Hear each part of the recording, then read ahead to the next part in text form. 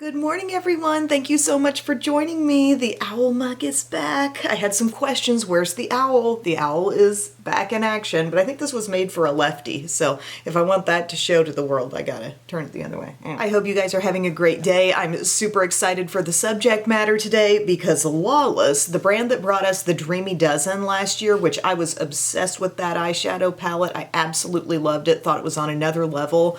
They've got a Dreamy Dozen too, and they sent it to me. Thank you so much. They sent me that in PR. They sent me some new glosses here, the Forget the Filler glosses, and they also have some liquid liners that I've never tried before. I opened up the package just yesterday and I was like, that's the next video. So I'm really excited to try this with you all. This is what the palette looks like on the inside. We're talking very, very basic, but as you may recall, the first one was pretty basic too. And part of what made it so special to me was the really rich, creamy, buttery texture of the shadows. There were a lot of mattes in last year's palette and they just blended so well, and I think I called it like the cozy sweater of eye palettes because it was just so perfect. Here this year they've given us, let's see, a few extra shimmers. Last year there were just the 3 shimmers down the side, and now we have a total of 6 shimmers out of this dozen. We get a little bit deeper. Okay, we have one shade going all in all darker than last year, and I'm getting kind of a rosy brown feel out of some of those mattes, and I think a little more warmth out of the shimmers as well. Here's what the original one looked like. Super duper basic color spread among the mattes, but just soft enough of a variance between shades to make them really easily blendable. 3 shimmers down this side, and now looking at the 2 together, I'm just getting a little bit richer vibe out of this one, maybe a bit more depth. And even though there's a couple shades that really went warm in this palette, all in all, considering the shimmers and considering this little diagonal of shades right here, I'm feeling more warmth in the 2. But we'll see, what kind of experience do we have putting this on? Does it feel like last year's? Does it give us that same kind of excitement for just amazing eyeshadow quality? Or is it just gonna feel a lot like a lot of things we already own? I will assess this today, but something to note, these are talc-free eyeshadows, and I do get questions sometimes, you know, I'll rave on something and somebody say, but is it talc-free? These are talc-free. But I do want to walk you through real quickly what I've got on all over my skin because my face is pretty much done except for the eyes and the lips. It's a Revlon Color Stay Day for me. I actually have my first dance class tonight. I'm so excited. So at the place where the girls dance with Miss Hillary at High Image, we love it there, by the way. Always look forward to Tuesdays. Their classes happen to be back to back, which is really awesome. So we can go there and, you know, one does homework while the other one dances. And Hillary just started a grown-ups dance class at the end. So like after they wrap up, I get out there and I don't know, learn a thing or two. I think it'll be fun. But I would like my makeup to last all day. So I've got on Revlon Color Stay, my normal to dry formula on this, and the shade is Dune, and my Flex Wear Full Cover Concealer in Vanilla. They're a great combo. They wear well together, last really well. I set the under eye today with, I used that Makeup Forever powder. I remember, I think I left you guys off the last time I used this in a video. I was like, I'm gonna keep trying it, keep experimenting. The HD Skin setting powder. It's pretty new. This is the 0.1 Corrective Rose, and I never really kept trying it because it's so massive and I keep it sitting in a different area from my other powders. Oh, there's a kitten back there. Look at my fall decor. It just got cuter. Hi, Bisky. Hi, sweetheart. Anyways, I set my T-zone with that powder. I set lightly elsewhere with my Revlon Color Stay pressed powder. I use L'Oreal Infallible bronzer. My blush today, since I have some Lawless blushes, I thought I'd use the Pinch My Cheeks Soft Blur Cream Blush in the shade Rosebud.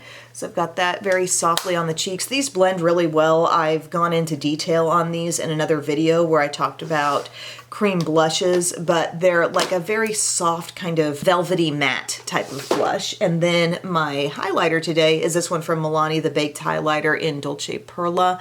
And I've got that on tops of my cheeks. And I feel like the complexion's looking great right now. Did the brows as well. Maybelline Brow Fast Sculpt on top of Benefit Precisely My Brow Pencil shade 4. And Milani eyeshadow primer is on. Oh, and I set with that too. So now we can finally jump into the Dreamy Dozen. The outer packaging on this one makes a lot more sense to me than this ever did though. I never understood why this was so golden on the outside. Like, I don't know. I was never really sure about that. Going in here, let's start right up here with this matte.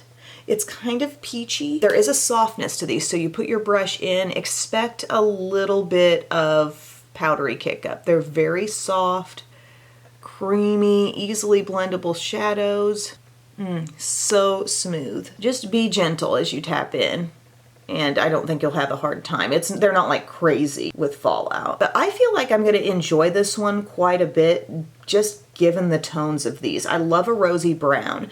If you're only interested in matte rosy brown though, keep in mind this palette from e.l.f., which I was just talking about recently. This nude palette here, this really has that kind of color scheme. If you're just thinking about the colors of the mattes, similar here. This is a little more warm, but I'm seeing it happening. Anyways, we're still rocking with that kind of peachy tan color.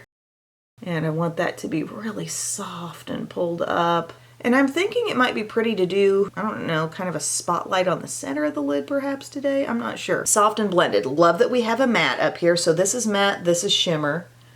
And I think the matte cream colors are always nice for making an edge really, really smooth. We have a mirror in the palette as well. Let's take it a hint deeper. I'm going to go to this next deepest matte. This is like a really soft terracotta, like not so toasty as a lot of things I would refer to as terracotta, but she's softer. Oh, I love that shade. And I probably said this about the last one, but what really got me about the last Dreamy Dozen was not so much the uniqueness factor, but really the ease and quality of the shades. Like there is a richness to these. It's hard to explain. Nothing's just dusting away. Everything is adhering. Everything is really meshing in together. Okay, so now we've just deepened the look slightly. I might bring that in even further actually. Right in here. You know, sometimes I neglect that little zone. This shade, I'm really excited about this. This looks really unique because it's brownish at a glance, but I swear, yeah, I can see it more as it shears out. There's a little rosiness packed into that somehow. So I'm gonna hit that with the same brush I've been working with all along, just for outer corner. Gently, gently working in. Sorry, let's focus. Sometimes I just lean kind of out of the center and the camera just does not know what happened. Like, wait, we're talking about the lamp now? We're talking about the lamp? No. It's a one-woman show, people. That's why a lot of times you might see my eyes, and I notice this in the editing, and sometimes it frustrates me. But like my eyes, I'll see them deviate toward my little monitor screen, but I'm literally just making sure I'm in focus. I'm not like trying to not look at the actual lens, but if I don't know if I'm in focus, it's not like Biscuits over there is gonna be like, hey, you out of focus. Anyways, I'm loving this in the outer corner. This is a good thing. I'm gonna try to get even more right tip of the brush. Tip, tip, tip. Right there to the deepest part. We've really got to pay attention to what part of our brush is picking up the shadow, because that makes all the difference in how it actually applies to the eye. Do you need powder on the tip, or are you trying to utilize the side of the brush? Okay. Really nice setup there. I really want to see what this darkest shade is made of, but I also want some of that too. Oh, and there's this really interesting shade down here. Whoa! Hold on. Calling all taupe fans. Kristen Game, are you out there? Oh my gosh. That is one stunning taupe. That going into that darkest shade right there, those two together in a look, dynamite. That one barely caught my eye. As I was first looking at the palette, it's like these bronzy shimmers, which one is straight gold. I'm going to that one right there. Deepened, richer bronze, yet another tone of bronze. It almost seems like it has more contrast. Like when it's not catching the light full on, it can look a lot darker. And then there's this shimmer right here, pinky swatch, a champagne-y gold, and then a really light pearl right up there. That's the only one not swatched yet. But look, I'm just like translating these very casual finger swatches right down onto my hand. They're so rich and creamy, giving me full-on opaque swatches. Okay, I had a moment with those shimmers. I'm gonna start with the dark brown, okay? Because I wanna just see, like, how dark are you? Is it really what you see is what you get, the way the last palette was? I would say it is. That's what I expected that shadow to do. So I'm going to take that dark brown and actually pull it inside here too. I know I rarely do this, but a little bit deeper inner lid. The inner lid is not going to be as dark in this look as the outer lid, but it will be darker than usual because we're going to have a pop in the center to contrast with everything. Just trust me for a moment because this is going to get blended. Again, the dark brown will bring in that even deeper shade in a second. We're just patting dark brown on outer lid. I'm loving the way the shades are merging. It's reminding me so much of the experience I had with the last palette. I like that they stayed true to the formula. I really feel like I'm working with just an expanded color selection of the same stuff as last year. So I've got a little dark brown on the tip of my brush, and I kind of inadvertently just did it there without saying it, but I'm going to do it here too. Any remaining shadow, we're really creating a little bit of a crease, and then we'll come in with a smaller brush, small pointed brush. We're going to go to a little bit lighter shade because I think that helps with smoothness of blending. And I'm going to like basically create like a little rainbow of that shade, blending over the darkness that was poking into my crease here and what was also over here. Okay, see that? Going to this and create your soft little rainbow right over the eyelid, basically. I'm liking that strategy. That's helping me feel more blended up in here. Because it's just hard to feel blended in this area. And maybe it's just like the set of my eyes or the way they're shaped or in the socket, I don't know, but it's just hard for me to make sense of this area sometimes. But that was a good strategy, the rainbow. We look like we're just glowing as is with the bareness of the center of the lid. But before I get into that, I want to use my flat brush some more, and I want to use our deepest shade. What we have here is not a pure black. I'm all for an approachable black. And I just want a little bit of this on the outside. Oh, mamacita. Yes, that's what it is. That's what we want. It's exactly what you see is what you get. It's not blended yet, it's just being applied, it's just being dabbed on. Who is this palette for? This is for a person who loves their neutrals and really wants to geek out about eyeshadow texture. If the feel of the shadows, if the way they blend, if buttery, rich, creamy mattes, if those words really like echo in your soul when I say them, this is for you. I put the darkness in there. I maybe put a little extra on this eye, so I'm blending with my small pointed brush just to make sure that that gets soft. See how easy it is to make everything look soft? I'm working with a near black. It's so easy to make it look soft and just dreamy, honestly, as the name says. It's a dreamy, soft, creamy kind of thing. Okay, and I didn't even feel like I had maybe the placement as good on this eye as that eye, but as I just blend without adding anything additional, look at it all working out. Like the shadow is capable of moving and working.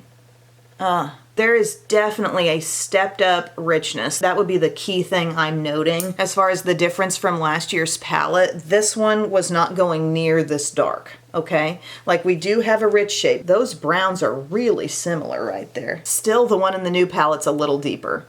That brown translates a little darker than last year's. More shimmer, particularly warm shimmer, and more depth in the new. The last thing I would do here on top of the eye is choose one of these shades that can just kind of stand out there in the center of the lid. I'm thinking about going for just this soft champagne-y gold right here,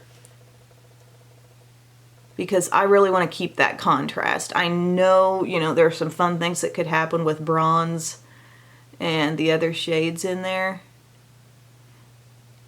But, oh, that's kind of a soft. That's like, these look more metallic, but that's more pearl. Can you tell what I'm meaning there? And then just use a finger and just dab on each side.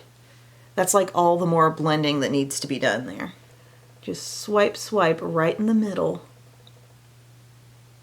Cover up until you get to that crease line with that. And then just take a bare finger and dab, dab on either side. Not seeing any fallout on my cheeks, which is nice. Wasn't expecting to see it, but yay, confirmed, none is there. I'm really interested in having a long wearing look, so on my lower lash line, I'm gonna do shadow stick and maybe just gently smudge over that with some of the eyeshadow palette. I'm gonna use my Color Tattoo Matte from Maybelline. This is in the shade I Am Determined. And it's just kind of a cool, not too light, not too dark brown. I mean, it's deeper than mid-tone, let's say. I'm just gonna run that right in that area. I'm always tempted to go in and like smudge with my finger, but I never have to do anything because the thickness of the pencil makes it look smudged. This is a really good one to have on hand. So many shadow sticks have shimmer. Even the L'Oreal ones, you know, as much as I love them, they do have shimmer. If you don't want a shadow stick with any shimmer, but you just want to be able to have that soft, easy lower lash line, this is a good one.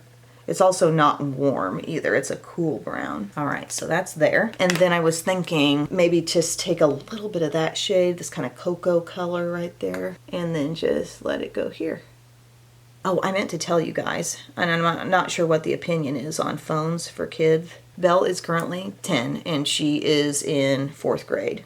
And a lot of kids have phones, and I did not want her to have a phone at all. I was just against the idea of getting engaged in that life any sooner than necessary. However, we were finding there was sort of a need for communication with her having cheer practice, and she does flyer stretching at the end of the practice, and sometimes they get out early, and she was wanting a way to be able to communicate. And so I looked into phones that don't do any kind of internet, like no apps.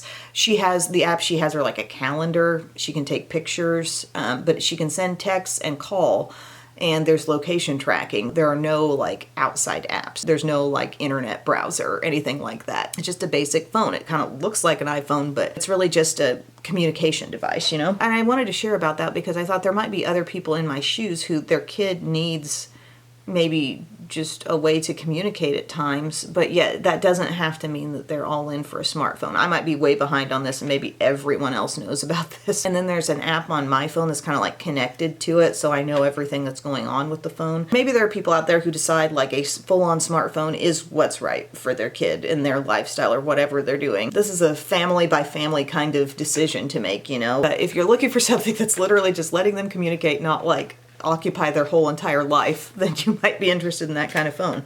Okay, we're gonna try one of these liners that was sent. It's the Easy Eyes Ultra Precise Liquid Liner, and I have cocoa, dark brown, and caviar. Looks like a black, full-on black. So I've never used these.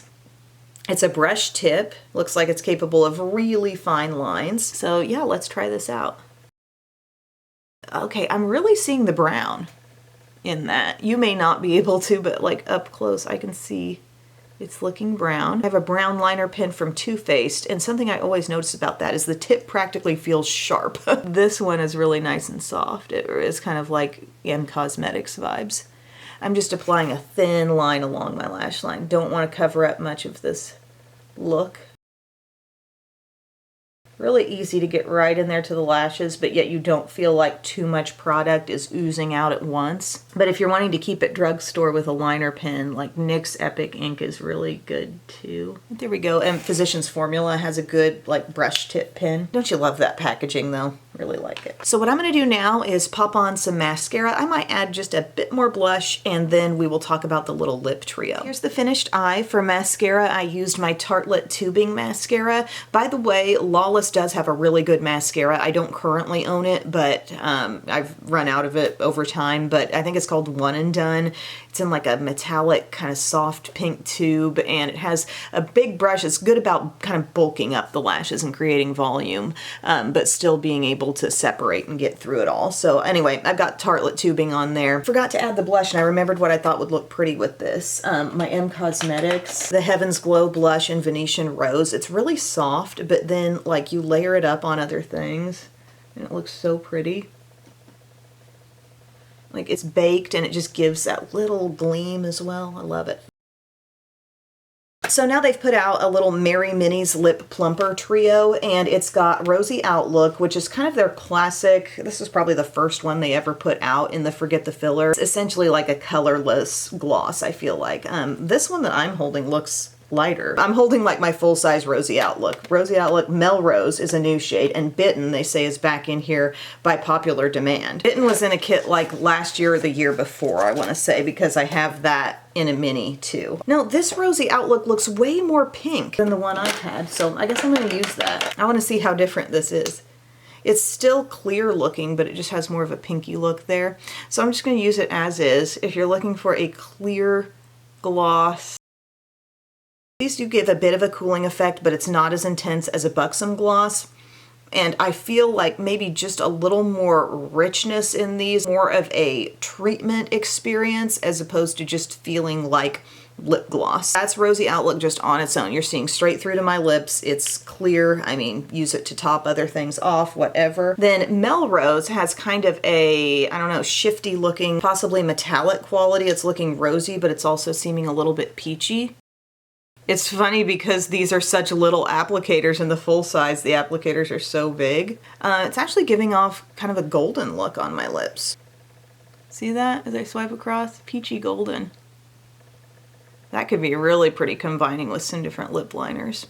There's that. When you put your lips together, you just feel a thickness with these. They create a really good barrier, you know, between your lips and the outside world. If you're trying to kind of retain moisture, you have that refreshing coolness too. And they do truly smooth out the look of any lines in your lips. For Bitten, I guess I can save this one and not use that and maybe share it with someone else. Don't need two open at once. This is Bitten. Here you're getting that real true rose. I just wanted you to see these on their own without being combined with anything else, just so you knew what you're getting if you decide to get this kit. Love that color, love it. Refreshing yet hydrating, like refreshing yet rich and moisturizing. Rich, but yet your lips don't feel smothered by them, if that makes sense. I really like these. But I have an idea for a combo that I do want to put together. I was thinking about kind of a deeper lip shade underneath. This is Live on the Edge from the Maybelline Superstay Matte Ink Crayon. I want to see that with that second shade that I put on over top, Melrose. I so often pull this shade in and like kind of use it on the outsides. Like so, and then kind of blend, soften. Then with the Melrose, this is the one that really pulled goldeny. I feel like that's going to be pretty on top here. So pretty. Really love that combo. I think I would be even more enthusiastic about this kit if they put in something other than Rosy Outlook, because it's just pure clear. Even just something with a soft bit of color I think would have been nice. But nonetheless, if you're looking to sample these and you want to see something that's a little more full colored, something that definitely has a bit of a multi-dimensional shimmer, and then something clear, I guess they did do a good job with variety. But the star of the show for me right now is the Dreamy Dozen Volume 2. I feel like we just got a stepped up and a more intensified version of Dreamy Dozen 1. Super buttery, creamy, smooth. Love the way these are blending together. It can be a great everyday palette. You do not have to work in as much darkness as I did today, but I love the way it worked out, and I'm excited to just continue using that palette for basic everyday looks that feel leveled up somehow. So thank you so much for your time, everyone. Let me know if you've tried these things. I want your feedback too in the comments section, and I will see you again very soon. I love you. Bye.